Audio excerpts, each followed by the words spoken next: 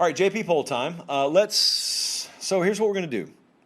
Brand new week 3 edition of the JP poll out. As we normally do, we like to count it down 25 to 1, and we hurry through it. And so what I want to do is let's start at 25 because we have some new entrants into the poll. We have some teams that have dropped out. I can go ahead and spoil this for you. LSU is not in the top 25 this week, but UCF is. They're up 6 spots from last week. This is, by the way, a power rating, not a ranking. Don't care what your resume says. We only put this together based on forward-thinking modeling and approach of who we would favor against who on a neutral field today. UCF is at number 25. Kentucky. I don't know why the AP hates you guys, but we don't. We love you. And we have our big blue hearts wide open, and we have put Kentucky at 24. Well, the model did. I mean, it's not like we just did it out of charity.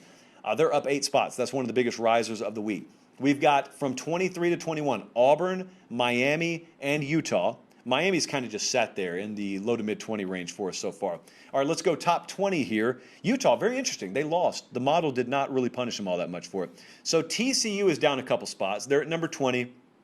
I think the biggest riser of the week was Arkansas, and they're at 19. I want to stress, this is not a classic AP poll reaction where you just vault the team because they won impressively. Yes, Arkansas won impressively, but there is a very, very tightly compacted hodgepodge of teams to where Arkansas, if we just improved them 2 3/4 points in a power rating, that's enough in this area of the poll to jump 10 or 11 spots, and that's what they did. North Carolina is at 18. UCLA is at 17. I want to tell you, we had a little error last week.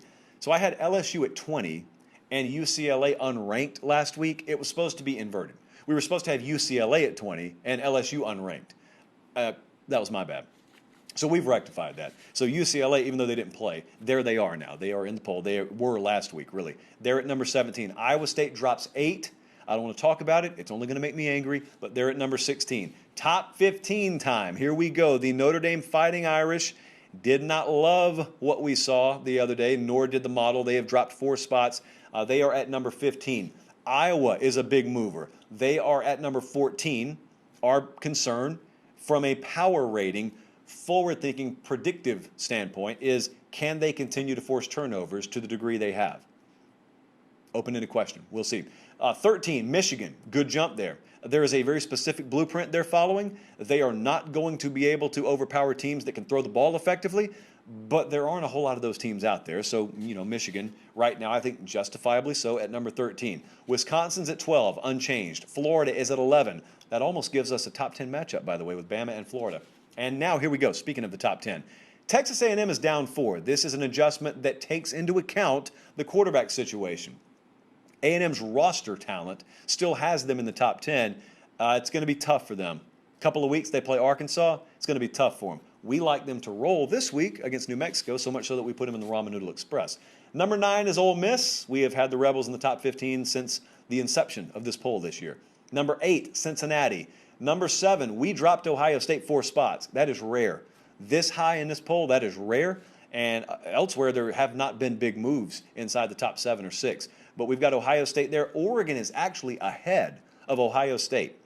What hurts the Ducks, and what would have had them higher, is the loss of Justin Flo, because we value him at around 3/4 of a point, which doesn't sound like much, but for an individual player rating, it's a lot. Especially for a defensive player, it's a whole lot. So we got Oregon at number 6. Top 5, Penn State is all the way at number 5, which even I can't believe, and we started him inside the top 10. Needless to say, the power rating model side of this would have a little bit of a drop-off from 4 to 5. So 4, 3, 2, 1. It is Clemson, Oklahoma, Georgia, and Alabama. There is about a 4 or 5 point drop-off between number 2 and number 3. And I'll tell you what this starts to have early shades of. It's way too soon to draw this conclusion, but I remember how 2011 started to take shape. And I remember how there were 2 SEC teams that just kept distancing themselves from the pack. And it was Bama and LSU in that year. Georgia and Alabama, as far as the early season, the first quarter of the season goes, they have that separation. They got about a 5 or 6 point separation right now over the rest of the field. I expect that gap to close, but that's where it is right now. As I said, LSU out and Kentucky in. Also good to see Arkansas in. So there is some movement, and there is a lot of movement going on right now. Again, Renaissance year means a whole lot of movement in the JP poll, and that's a good thing. So there's the final top 10. Again, if you're listening on pod, Bama, Georgia, Oklahoma, Clemson, Penn State, Oregon, Ohio State, Cincinnati, Ole Miss, and Texas A&M.